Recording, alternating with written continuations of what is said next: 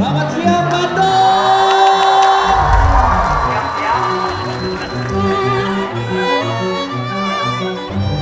Banyak gue gak terlalu. Shalom. Assalamualaikum dulu. Semuanya aku kasih. Dibayar saham. Ada lagi? Setuju nggak? Misalnya ada nih wakil rakyat hasil korup terus dijarah gitu. Setuju tidak setuju? Sampai ulama mengatakan sombong pada orang yang sombong itu adalah ibadah.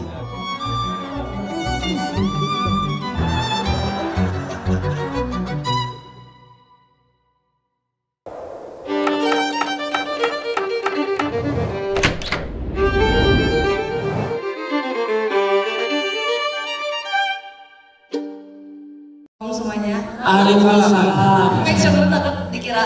Iya, karena kayak kakaknya Feren. Ya, nama Pola. Olahraga atau olah apa gitu? Fabiola.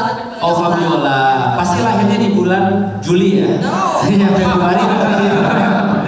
Sebutkan 3 alasan kenapa ikut escape. Oke. Satu aja, gak usah 3. Iya, banyak banget. Itu kan masuk ke Saya orang dulu. Satu, kenapa? Datang ke sini. Jujur yang bagus atau yang Mix. Oke. Sebenarnya jujur, Lik, itu kemarin aku habis konser K-pop. So ya, maaf ini agak panjang. Maksudnya because aku attend 2 event K-pop di Bali sama Jakarta, Super Junior kemarin. And then aku ngerasa kayaknya perlu balance deh. Oh banyak fans. Kayaknya biar balance harus ada maksudnya nggak sih? Tiba-tiba Suju itu fanboy-nya apa sih namanya? Elf ya. Fandom, sorry bukan fanboy. Ya, Pola. ya so Katanya kalau fans Super Junior nggak makan Indomie ya, makannya mie sedap ya? Iklan Suju. maaf ada rapnya. Oh, nggak ada rate-nya. Perkenalkan, Jungkook. Salah. Jongduk ya. Oh jadi karena ikut K-pop kamu kayaknya nggak kurang nih kalau kita Biar nggak balance mendekat. aja. Oh, biar balance. Abis Super Junior, abis itu Super hancur ya.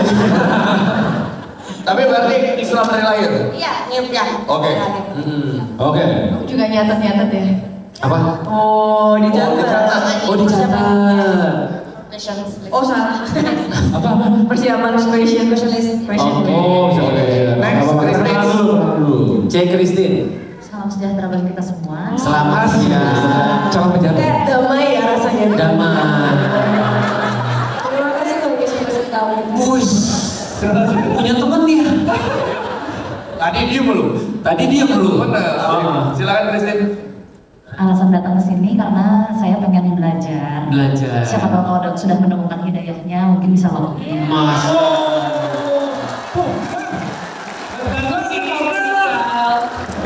Jika menemukan hidayahnya. Apa? Jika telah Amin. Ketemu escape dari mana? Tahu escape dari mana? awalnya karena nonton YouTube-nya Koreemon. Oh, Dari situ ternyata sudah Koreemon jadi pintu hidayah. Aduh. Jadi kalau bahas itu kayak hitung-hitungan GDP lalalala yang kayak gitu. Dan ternyata Koreemon juga sekarang tuh sudah ada escape. Gitu.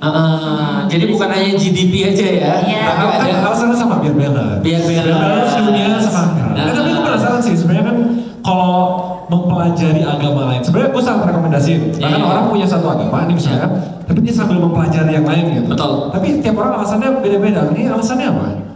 Kalau saya bukan karena mau belajar agamanya, karena saya sendiri adalah guru di salah satu sekolah yang 5 agama itu ada. Tapi karena keterbatasan waktu, kalau Ustadz. Kok Felix juga gak apa? Memang aku dipanggil, ibuku manggil aku Felix malah. Ya, jadi karena keterbatasan kami sebagai tenaga pendidik, jadi karena kan tugas administrasi kan banyak, sehingga ini ternyata mengadakan di Bandung, jadi ya udah saya ikut aja. Ini kayaknya PNS ya. Bukan, di luar swasta. Bisnis. Oh bukan, saya tenaga pendidik. Pendidik. Iya, saya tenaga pendidik. Guru. Iya. Keren. Asli Bandung. Kenapa? Asli Bandung. Asli Bandung. Wih, keren. Saya kebetulan guru bahasa Mandarin. Guru bahasa Mandarin. Coba. Ngadu. Ini ada kalau ada bapak ibu kalau salah bahaya ya. Aduh. Itu mixer叫什么？我叫蓝小青。 Pihak siapa ya? Jawabnya Chai. Boleh ke sebelahnya? Ustaz tapi bisa bahasa Mandarin. Tetapi apa? Makan dulu. Kalau itu mah aku juga ngerti gitu, mingzi叫什么？ Itu aja salah. Salah nyebutin. Salah udah. Bahasa Mandarin itu jangan pakai logat Jawa. Ya, silakan. Rehan. Assalamualaikum. Waalaikumsalam warahmatullahi wabarakatuh. Perkenalkan nama Raihan. Iya. Lengkap Muhammad Raihan. Emang pasaran sih Muhammad Raihan. Iya, biasa penyanyi biasanya. Manggil Raihan. Raihan. Oh, dulu kalau di sekolah itu dipanggil Fakot. Gimana itu? Jawa mana? Fakot. Fakot? Iya. Fakot. Oh, Raihan Fakot. Iya. Oke, Raihan aja namanya. Jadi dulu di sekolah itu ada sekitar nama Raihan itu ada 5 orang. Dan 5 orang itu ada nama belakangnya semuanya. Iya, kecuali lu, makanya lu jadi Fakot. Raihan aja. Oke. Panggilannya berarti Fakot. Iya. Fakot. Fakot jadi Pak Boy akhir-akhir ini. Kita udah Jadi- cukup tahu sejarah hidup lu. Bisa alasan untuk ke escape-nya apa? Rehan-rehannya kenapa maksudnya? Sebentar, lu udah SMA ya? SMA? Enggak, udah mahasiswa semester akhir saya. Kok masih muda? Loh, Iya. Iya. serius. Serius? Ah, Kayak balik masih- ini yang tua nih. Jadi kayaknya kebetulan lagi motong jenggot aja. Oke. Kenapa datang ke Escape? Sebenarnya dulu itu tertarik juga dengan konten Koraemon dan juga Ustadz Felix. Waduh, memang Koremonnya lebih hidayah nih Koremon. Karena saya lagi kebetulan juga menekuni bisnis juga sekarang. Bisnis apa sekarang? Sekarang itu lagi buat social enterprise sekarang. Apa? Social enterprise. Social enterprise. Itu filantropi. Dalam apa sih? Pengen Lagi membuat apa? orang Indonesia itu lebih berpikir lebih kritis. Oh, Ya, gitu. Masya Allah. Emoncin banget Lu bentar lagi jadi musuh pemerintah lo kayak dia. Iya. Kalau soalnya berpikir kritis lu harus siap lawan arus. Iya, harus siap konsekuensinya. Oke. Sekarang Pak D, ya silakan Pak D. Kamu siapa namanya? Assalamualaikum Waalaikumsalam warahmatullahi wabarakatuh. Waalaikumsalam. Nama saya namanya Zayan. Zayan. Muhammad Zayan Al-Khalifi Asyar Al-Khalifi. Rehan, coba tatap matanya Ustadz Felix. Dia ngomong. Terus? Saya sekolahnya di rumah. Apa? Khairul Ummah. Rumah. Sekolahnya di Khairul Ummah. Kelas berapa? Kelas 4 4. SD. Di sini dipaksa orang tua? Enggak. Kamu yang maksa orang tua mau ke sini? Enggak. Enggak juga. Mau ikut-ikut aja sih. Ikut aja. Ikut aja. Sebentar. Umur sekamu itu ya, kalau nggak main ML, Roblox. Iya. Lu kenapa lu datang ke sini? Ya cuman buat dapetin ilmu dari Ustadz aja.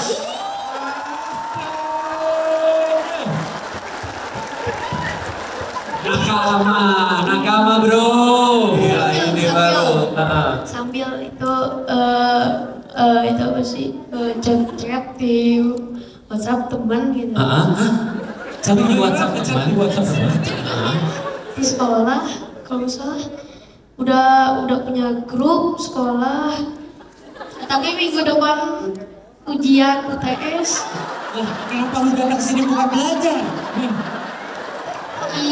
Biar dapetin ilmu dulu dari Ustadz. Sebentar, panitia, Kita nggak bisa ngebantu tesnya ya. Iya, panitia Di sini beda. Panitia ambilin di belakang di ruangan VIP Escape ada baju Escape baru S. Ambilin sini deh, coba panitia. Baju Escape S, ukuran Di S ruang bawa sini deh. Karena S tuh kekecilan banget buat kita. Iya. Nah. Sama ada satu buku LKS tadi. Biar dia latihan soal di sini.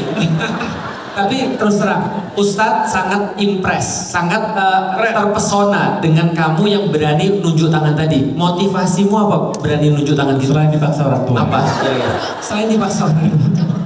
Saya tuh kalau angkat tangan kalau lagi nonton artis kayak Ustadz nih.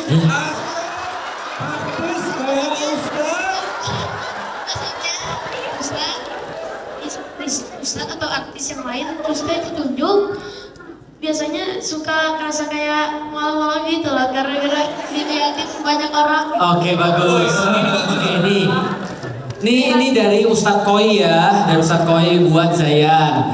Nih, aku kasih satu pepatah yang harus kamu ingat sampai nanti kamu gede. Nanti kalau kamu ingat, Ustadz yakin kamu jadi orang yang lebih daripada yang lain. Ingat ya, nih orang Chinese bilang pepatahnya, "Chusang Qingsheng." Enggak. Jadi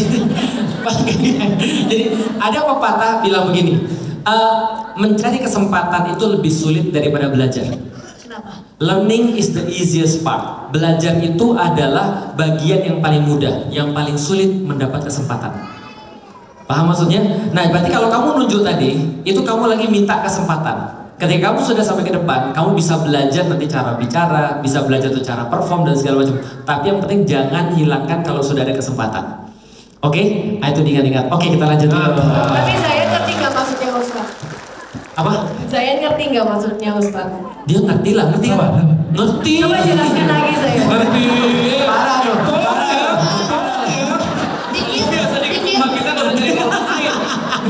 Ini membuli bro umur nih. Iya. Calon-calon ini. Oke, yuk kita ngobrol yuk.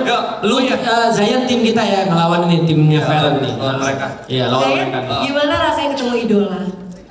Seru sama bikin keren gitu. Kamu seneng gak dapet kaos ini? Senang. Senang, ini kan bagus ya bahannya ya. Iya. Orang tua kamu di mana? Situ tuh tadi tuh. 200.000 ya? Mana dijual? Yuk kita mulai yuk. Yuk kita mulai. Kita mulai mau denger ceritanya kan dari masing-masing kan. Coba dari Ola dulu boleh? Dari Ola boleh. Mungkin ada yang mau dicurhatin atau ditanyain terkait Iya, ego. mau diceritain, mau diobrolin, Harus terkait ego. apapun. Apapun boleh lah. Terkait itu. Sujud juga Terkait boleh. K-pop juga boleh. Oke. Oke, ini deh mungkin karena perwakilan dari perempuan. Enggak juga sih, maksudnya as a women gitu. Iya. Ada questions kayak aku tuh masih mencari gitu panutan atau tokoh wanita khususnya dalam Islam yang bisa kita teladani dan relate dengan wanita zaman sekarang. Karena kan zaman sekarang gembar-gembarnya tuh kayak independent women, career women, dan like alpha women gitu kan. Jadi aku pengen tahu kalau dalam Islam yang bisa kita lihat sebagai muslimah, ya tokohnya yang siapa gitu beliau. Oke, keren Itu topik yang menarik bro. Iya. Karena kayak di dunia modernisasi itu kayak bikin cewek nggak usah tunduk sama cowok gitu. Bener. Oh, lu seru aja gitu loh. Zayan, jawab. Ini kesempatan. Jadi menurut lu, cewek itu panutan tuh kayak apa? Yang bisa Roblox ya? Yang bisa dijadiin contoh di zaman sekarang. Kalau di zaman sekarang itu contohnya itu seperti membantu orang-orang gitu. Membantu orang-orang, polisi maksud lu? Maksudnya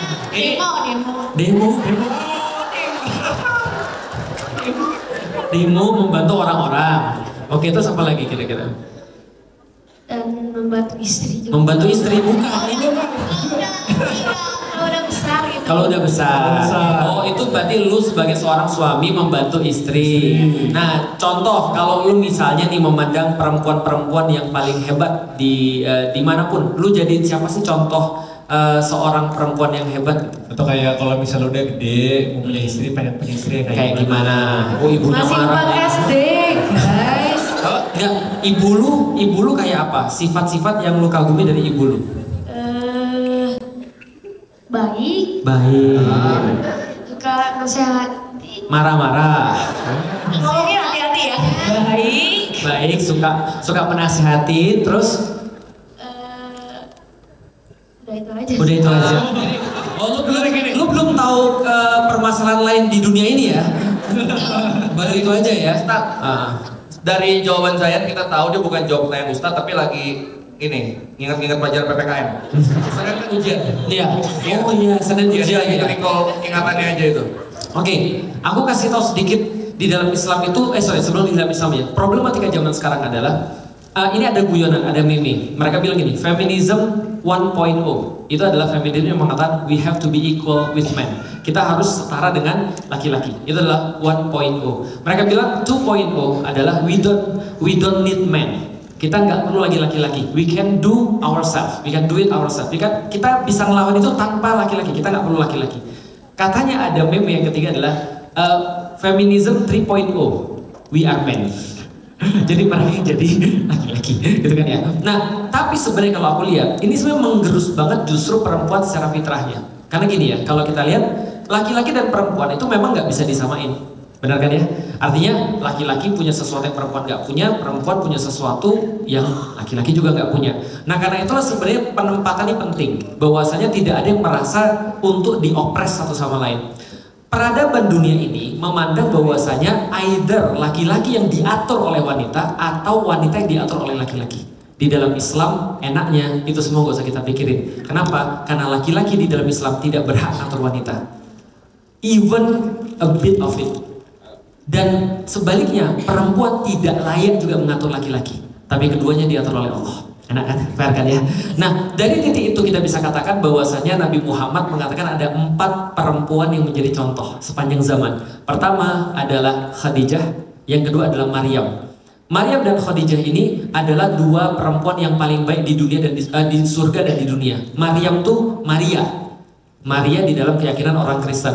Jadi pertama adalah Khadijah, yang kedua adalah Maryam atau Maria, yang ketiga adalah Asiyah, istrinya Fir'aun, yang keempat adalah Fatimah, anaknya Rasulullah Sallallahu Alaihi Wasallam. Nah, dan 4 ini mewakili masing-masing tahapan daripada perempuan. Ketika dia masih jadi anak perempuan, maka dia jadi anak perempuan seperti Fatimah, sayang sama orang tuanya, peduli sama orang tuanya.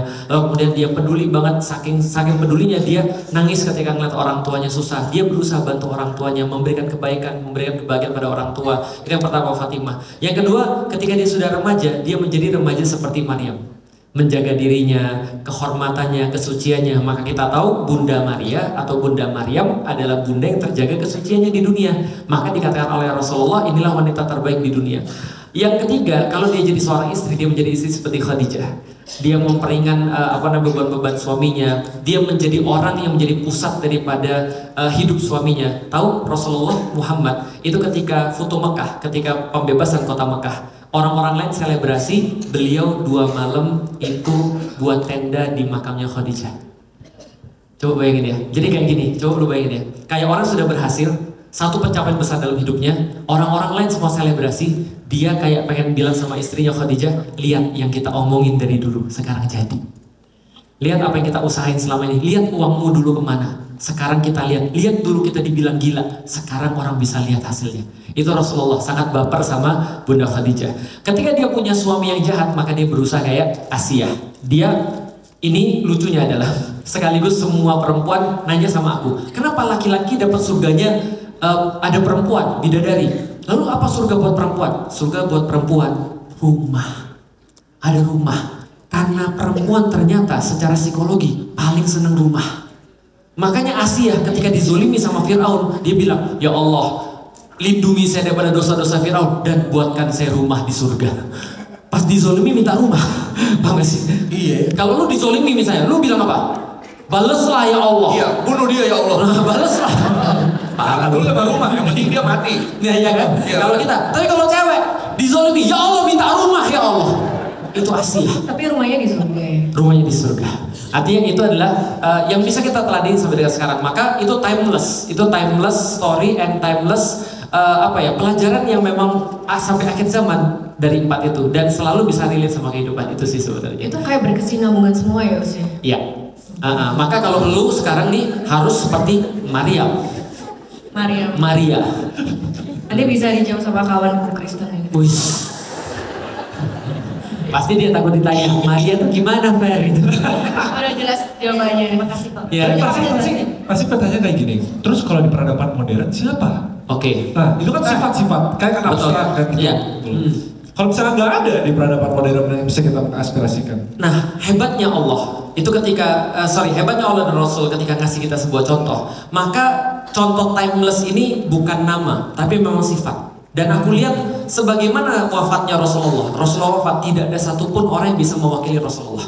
Jadi kalau ada orang bilang, kalau Anda nggak sama dengan aku, berarti Anda tidak sama dengan sunnah Rasul. Nggak ada orang yang bisa bilang begitu. Paham ya? Sering nggak kita temukan di sekarang nih, di zaman kita. Kalau kamu nggak sama kayak aku, kamu nggak ikut sunnah Rasulullah. Guys, nggak ada satupun di muka bumi ini satu orang yang bisa mewakili seluruh karakter Rasulullah. Maka karakter Rasul itu ketika beliau wafat diwakili 4 orang. Diwakili Abu Bakar, Umar, Utsman, dan Ali. Begitu 4 ini wafat, diwakili sahabat-sahabat setelahnya. Masing-masing punya sifat Rasulullah. Sama seperti bunda-bunda yang tadi kita sebut. Maka mereka bisa jadi terwakili lewat ibunya Raya, suka menasihati atau marah-marah. Suka lagi apa tadi? Baik misalnya. Nah itu adalah sifat-sifat perempuan yang timeless. Jadi yang dilihat di sini adalah memang mungkin bukan orangnya. Karena kalau orang bisa jadi hari ini dia baik, bisa jadi besok dia khilaf. Ya. Tapi kalau sifat yang kita tuju itu timeless, gitu. Keren sekali. Tapi suka ini kan, terutama yang feminis garis keras gitu, mereka bilang kalau pakai cara Islam, cewek itu banyak dikekang. Oke. Tidak akan menuju kesuksesan karena disuruh cuma ngerawat suami, diam di rumah, banyak yang bilang seperti itu kan. Itu bagaimana mengcounternya? Oke. Ada yang menarik. Suatu waktu ada seorang perempuan yang kerudungan terus dibilang, kami mau membebaskan Anda daripada kerudungan itu mengekang perempuan. Kami mau membebaskan Anda daripada melayani laki-laki. Dijawab singkat sama wanita berkerudung, saya seneng kok. Paham gak sih maksudnya? Saya seneng berkerudung. Saya seneng kok melayani suami saya. What's wrong with that? Dia bilang, apa yang masalah dengan itu? Kalau memang bangsa Barat merasa bahwasanya semua orang boleh melakukan apapun dan tidak boleh dikekang, dihormati, konsiensnya dihormati gitu kan ya. Dihormati itu sebenarnya pilihan-pilihannya. That's her choice. Terus siapa kita harus menjudge orang kan itu kan ya? Asal sebenarnya dia tidak terpaksa kan. Nah masalah berarti ada di sini nih. Artinya contoh ya dengan sederhana ya. Coba lihat ya. Pertanyaan sederhana. Perempuan-perempuan di sini ada yang punya anak katakan? Yang punya anak. Pertanyaan sederhana. Pernah nyebokin anaknya? Pernah. Ketika Anda nyebokin anak Anda merasa seperti pembantu atau Anda merasa seperti ibu? That's so deep. Paham ya? Anda nggak merasa seperti pembantu? Iya kan? Kenapa Anda seperti ibunya pembantu? Atau pembantunya ibu ya? Nah, artinya kenapa Anda nggak merasa seperti pembantu? Because we are doing that out of love. Itu kuncinya tuh. Berarti itu lebih ke mindset ya Us ya? Benar. Artinya jangan ngomong lagi please. Cukup please jangan ngomong lagi. Udah benar. Nah, artinya justru budaya Barat yang justru merasa seolah karena mereka malas, mohon maaf, berbakti pada suami, mereka malas tergantung pada suami misalnya. Justru itu akhirnya mereka katakan ngapain kita diperbudak dan segala macam. Padahal kita bukan konsep memperbudak atau diperbudak, tapi konsep kita adalah saling melayani. Kalau saling melayani, jadinya senang gitu maksudnya. Sama kayak aku nanya istriku mau makan apa gitu kan ya. Kamu mau kemana? Aku ketika bisa melakukan apa yang dia minta, aku merasa sebagai laki-laki paling berharga di dunia. Makanya teman-teman yang perempuan, kalau ditanya sama cowoknya atau sama suaminya mau makan apa, jangan jawab terserah. Karena itu membuat kita gak berharga. Tolong. Jawab terserah, kita yang milih, tapi kalau menunya nggak serap, marah. Nah, itu kamu pilih ini sih. Nah, itu membuat kita merasa nggak berharga karena kita nggak bisa berusaha untuk memenuhi itu gitu maksudnya. Kan kita kasih kalian kebebasan buat memilih. Nah, tapi kalau ternyata lu dalam hati pengen sate, dibeliinnya babi guling, lu salah karena lu doyan. Doyan ya babi. Dibeliinnya pecel lele misalnya, tetap marah kan? Ih, kan nggak mau pecel lele, tadi bilangnya terserah. Nah. Itu jadi jawablah sesuatu, contoh misalnya kamu mau makan apa? Aku mau makan steak yang paling enak yang bisa kamu beliin kepada aku. Nah lantas suaminya akan mikir, kalau aku bisa beliin, aku pasti merasa berharga bagi dia karena dia sudah accomplish something. Otak laki-laki itu otak hunter. Iya, dia otak pemburu. Lu kasih dia goal, bukan kasih dia kebebasan, kasih dia goal. Dia kasih dia choice, kasih dia goals. Tapi mungkin kita takut kayak menuntut itu mungkin ya Us. Nah kalau andaikan, coba lihat ya, lihat nih. Tadi aku minta steak ternyata mampunya pecel lele. Nah, lu bilang begini, menuntut itu kalau dia lu minta beliin steak, lantas dia nggak bisa beliin steak, lu bilang, lu miskin banget sih. Lu kerja sepanjang hari nggak bisa beliin gua steak, itu menuntut. Tapi begitu dia berusaha beliin steak yang terbaik, atau dia berujung pada steak pecel lele misalnya, benar-benar literalistik gitu kan ya. Pecel lele, lu bisa bilang, aku dari awal nggak pernah mau sticknya kok. Yang aku mau adalah dari kamu. Karena siapa yang memberi lebih bagus daripada pemberiannya, benar nggak? Ini ngode umum ya?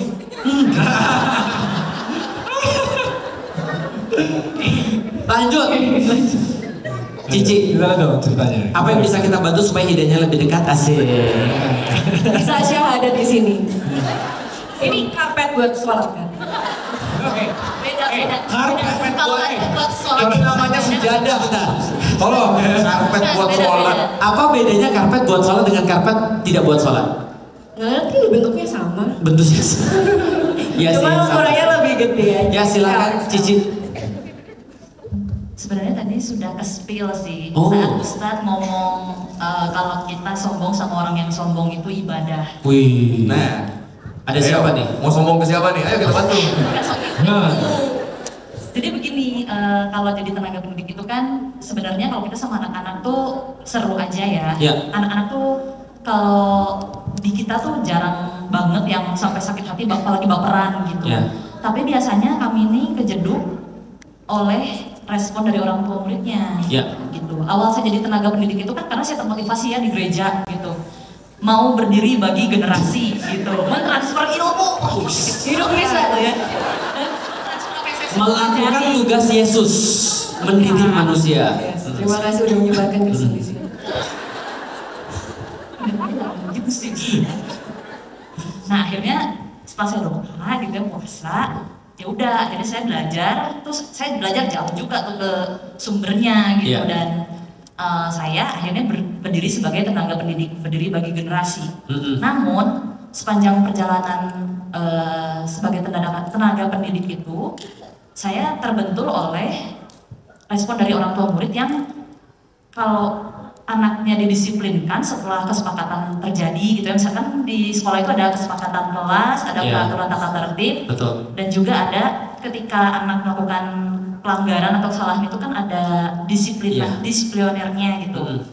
Nah lalu saya tuh sampai sering kali gini ya, saya di sekolah sama sekali nggak pernah, oh saya Kristen, enggak. Iya. Saya ke gereja, saya percaya Yesus, nggak pernah. Tapi di sekolah saya selalu astagfirullah. Bener serius. Sekarang juga gitu kok bibit-bibit dia. Karena saya belajar dari teman-teman saya yang muslim nih ya, kalau dizolimi atau disalahin, istighfar, lausul, istighfar, makanya istighfar, lausul, dan daripada lu marah-marah, lu dosa, lu istighfar. Dari situ saya belajar gitu sampai sampai murid-murid saya itu, Musa agamanya apa sih? Begitu gitu Iya. karena lo emang kenapa kata saya. Tiba-tiba nanya begitu, dah yuk kita lanjut lagi belajar seperti itu. Jadi tapi kalau istighfar terus tuh kan nggak ada penyelesaiannya gitu Ustadz ya. Sehingga bagaimana nih Ustadz dari sudut pandang misalnya, Ustadz nih kalau misalnya sebaiknya bersikap kepada orang tua, kebetulan orang tuanya muslim. Oh, kamu orang tua muslim? Oh, orang tua itunya. Orang muridnya ya gitu. Iya. Oke. Ya suruh istighfar lah. Paham. Istighfar. Wudu. Oke. Ada nggak pernah kejadian di sekolahmu ada anak petantang petenteng? Ada anak petantang petenteng ada nggak di sekolahmu? Jangan sebutin nama ya, ada nggak? Ada. Ada. Yang orang tuanya juga sama gitu. Orang tuanya, misalnya contoh ya, kalau anaknya misalnya bermasalah sama anak-anak yang lain, yang maju bukan anaknya, orang tuanya, ada nggak? Ada. Gimana rasanya kalau punya teman punya orang tua kayak gitu? Normal respon. Normal respon. Jadi teman-teman inilah contoh orang yang belum pernah kenal pahit dan getirnya kehidupan. Normal respons, gimana normalnya? Saya mau bertanya. Oke. Gak apa-apa. Ustaz, kalau pas kecil itu agamanya apa? Terus kalau gimana Ustaz tuh bisa mendapatkan ilmu sebanyak ini? Oh gitu.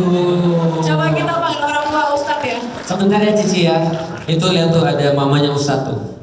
Tuh yang mamanya Ustadz, yang baju putih kacamata, sebelahnya. yang kacamata yang baju biru tuh. Iya. Nah, karena mamanya Ustadz yang melahirkan Ustadz, dia agamanya Katolik, jadi Ustadz juga agamanya Katolik. Nah, terus Mana bapakku? Oh di belakang. Nah, ada bapaknya Ustadz di belakang. Nah, jadi salah satu yang menyebabkan Ustadz itu bisa belajar dengan cepat itu adalah pertama ada karakter yang ditanemin walaupun belum muslim. Misal karakter kita untuk selalu mau belajar. Ustadz selalu punya keyakinan. Keyakinan Ustadz adalah dari kecil sebelum masuk Islam pun Ustadz berkeyakinan gini, nggak ada yang aku nggak bisa kalau aku mau. Paham ya? Nggak ada yang nggak bisa kalau aku mau. Berarti kalau aku belum bisa, bukan nggak bisa. Kalau aku mau, aku bisa. Berarti kalau aku belum bisa, berarti aku belum mau. Berarti harus mau dulu pasti bisa. Kalau peribahasa bahasa Melayu, nak atau tak nak. Kalau nak 1000 daya, kalau tak nak 1000 dalih. Mau atau nggak mau. Kalau mau 1000 upaya, kalau tidak mau 1000 alasan. Berarti kalau lu benar-benar mau, berarti lu pasti akan ngeluarin 1000 daya upaya untuk itu. Berarti pertanyaannya bukan bisa atau nggak bisa, tapi mau atau tidak. Bagus. Tetap menyerah, jangan semangat. Balik. Oke, lanjut ke checklist ya. Nanti aku jadi gini. Pertama aku sedih ya, terus terang aku sedih karena terakhir kali aku membaca ada wali kota atau Bupati Prabu Mulih itu yang lagi viral di Instagram. Dan aku ngomong ini supaya orang semua tahu bahwa kelakuan kayak gini ini adalah bukan kelakuan orang-orang Muslim. Jadi gini ceritanya. Kelakuan yang wali kota ini, anaknya ditegur, bapaknya datang langsung terus ganti kepala sekolahnya. Di dalam Islam, ini aku kasih tahu ya, di dalam Islam, ketaatan terhadap guru itu seringkali di atas ketaatan pada orang tua. Karena orang tua itu adalah biologisnya. Dia yang melahirkan anak, tapi yang didik, memberikan dia halal dan haram, cahaya kebaikan dan kebenaran, itu guru. Maka seluruh sejarah yang aku baca, ketika guru mendidik itu benar-benar dipercaya sama orang tua. Bahkan seorang sultan seperti Muhammad Al-Fatih itu ketika disekolahkan sama seorang syekh namanya Syekh Ad-Dabali, gurunya bilang begini, diapanya terserah syekh. Syekhnya bilang, apapun iya, karena itu tradisi keluarga kami. Maka langsung dipukul pakai kayu, kayunya patah. Padahal anak ini nggak ngapa-ngapain, cuma anak ini memang ego, anak sultan. Bayangin, anak sekarang anak presiden aja ego. Presiden stand up Indonesia, apalagi anak sultan, ya kan? Sultan Utsmani kekuasaannya lebih besar daripada Indonesia. Nah dia, kalau kita lihat, ini langsung dipukul dengan kayu sampai kayunya patah. Tapi luar biasa, setelah pukulan itu sama Syekh Ahmad Al-Qurani, ketika dipukul 2 tahun dia langsung hafal Quran. Dan begitu dia bisa membebaskan kota Konstantinopel, Muhammad Al-Fatih ini, maka dia ditanya, apa rahasianya? Dia jawab, pukulan daripada Ahmad Al-Qurani itulah yang membuatku bisa melakukan semua ini. Bayangin. Tapi anak zaman sekarang dipukul lapor HAM. Guys, aku kasih tau ya, kalau gurunya ikhlas, mengajar karena Allah, memukul dalam, guru juga kalau sudah ngerti Allah, nggak mungkin mukulnya tuh sadis. Mukulnya tuh yang terukur, benar-benar ngajar. Mukul pakai apa? Mukul pakai yang Muhammad Al-Fatih, pakai kayu, pakai kayu kecil, pukul sampai patah. Nah, jadi itu terukur, artinya tidak melukai, tidak membahayakan. Nggak mungkin kan mukulnya pakai jangka.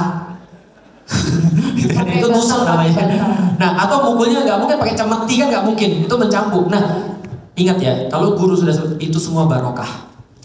Semua pukulan guru itu barokah. Marahnya guru itu jadi barokah kalau gurunya benar-benar di jalan Allah. Aku punya murid, punya. Kadang-kadang aku marah dengan murid-muridku, tapi aku nggak pernah mukul sih. Kadang-kadang aku diemin mereka, kadang-kadang aku mengajar pada mereka. Tapi begitu ada orang tua misalnya yang sudah mempercayakan anaknya masuk sekolah, kemudian dia ikut campur, mohon maaf, lebih baik tarik anak Anda. Karena kenapa? Karena Anda tidak layak untuk anaknya diajar di sini. Jadi karena guru tuh harus punya sebuah wewenang yang benar-benar penuh untuk ngajarin. Karena ngajarin itu artinya adalah apa? Lebih daripada orang tua. Itu sebenarnya. Makanya lihat ya doa kita. Rabbana hablana min bukan miladun karomah. Doa. Ustadz Roy, bantu dong, Ustadz Roy. Aku jadi lupa ya gara-gara lihat kanan banyak maksiat. Apa? Kamar Robbayani Sogiro depannya apa? Bukan. Robik Firlana. Ayo ajarin Ustadz dong, ajarin Ustadz. Robik Firlana. Firli wali-walidaina. Oh, Robbik firlana wali-walidaina. Karena Robbik fil itu aku. Kalau Robbik firlana kami. Karena ini kan banyak. Robbik firlana wali-walidaina warhamhuma kama robbayani shaghira. Artinya gini, ketika kita berdoa pada Allah begitu, itu ada dua kata Rob di situ. Robbik firlana, artinya ya Allah ampuni kami dan juga ampuni kedua orang tua kami. Karena orang tua dalam doa tadi disebut Rob juga. Artinya orang tua itu sama seperti Allah. Tapi kalau guru juga bermakna Rob. Makanya dalam bahasa orang-orang Kristen bagus. Rabbi artinya guru. Karena sama kayak dalam bahasa Arab. Bahasa Kristen Rabbi.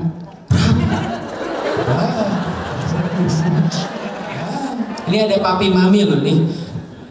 Rabbi itu artinya guru dalam bahasa Ibrani, dalam bahasa Yahudi, karena sama kayak bahasa Arab satu ini. Nah, artinya adalah menurutku sih harus ada ketegasan daripada sekolahnya. Kalau kamu mau anak kamu kesini, kamu harus percaya 100%. Anakku aku pesantrenin. Dan yang pertama aku bilang sama anakku adalah, Abi sudah masukin kamu pesantren, maka Abi harus percaya sama gurunya. Artinya adalah apa? Aku bahkan gak berani apapun. Gurunya bilang boleh telepon, gak boleh telepon. Karena aku tahu gurunya ridho itu yang menyebabkan ilmunya manfaat. Kalau gurunya gak ridho, ilmu anaknya gak mungkin manfaat. Tapi kalau misalnya gurunya ridho, tapi orang tuanya gak ridho gimana? Nah, sama aja. Berarti orang tuanya gak ngerti konsep pendidikan. Karena ingat, seorang orang tua gak bisa ngajarin anak 100%. Harus dititipin anak itu ke orang lain. Karena orang tua tuh punya batasan. Orang tua tuh cuma mendidik karakter. Tapi dalam satu titik, orang tua gak bisa didik lagi. Dia harus titipin sama orang yang lain. Nah, pada saat itulah dia percaya pada orang lain. Yang penting percaya dulu gurunya benar, gurunya baik. Dia percaya. Setelah percaya, jangan terus ikut-ikutan. Kalau gurunya mukul, kayak kita pas masih kecil. Aku bilang sama ibuku misalnya, sorry, aku di kelas dimarahin guru gara-gara ngobrol ketika pelajaran. Dimarahin guru. Pulang, aku pikir jangan sampai 2 orang ini tahu. Kalau tahu apa yang terjadi tahu? Digampar. Tahu kan? Mana ada HAM? Gitu kan ya, nggak masuk, bolos sekolah misalnya nih, ditangkap guru, dibotakin sampai rumah bingung, kan nggak bisa disembunyiin. Kamu kenapa dibotakin? Gara-gara bolos. Selesai hidup lu. Jadi itu gen milenial, orang tuanya Romusha, paham ya? Oke, lanjut berarti ya itu ya. Sekarang ke Raihan.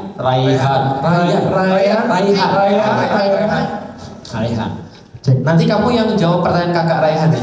Tapi tadi buat si Christine udah jelas ya. Jadi kalau ada guru yang seperti itu, ya tarik anak Anda dari sini. Betul. Anak Anda tidak cocok di sini. Ya, tapi harus ajak ngomong kepala sekolahnya dulu. Kita nggak bisa didik orang kalau nggak ada kepercayaan. Trust itu adalah hal yang pertama. Dan kalau aku saranin pada orang di sini juga ya, apalagi kalau sudah pesantren ya, jangan sampai ragu dengan pesantren. Kalau kita sudah nitipin, kita sudah benar-benar sudah sudah memilih pesantrennya, udah kita percaya aja. Karena keraguan kita itu buat anak kita jadinya nggak bisa menerima ilmu. Masalahnya gitu sebenarnya. Jadi tawakal itu penting. Ya gitu. Tapi harus milih pesantren yang oke juga. Yes. Coba spill list pesantren. Mau jadi rekomendasi? Silakan Mas.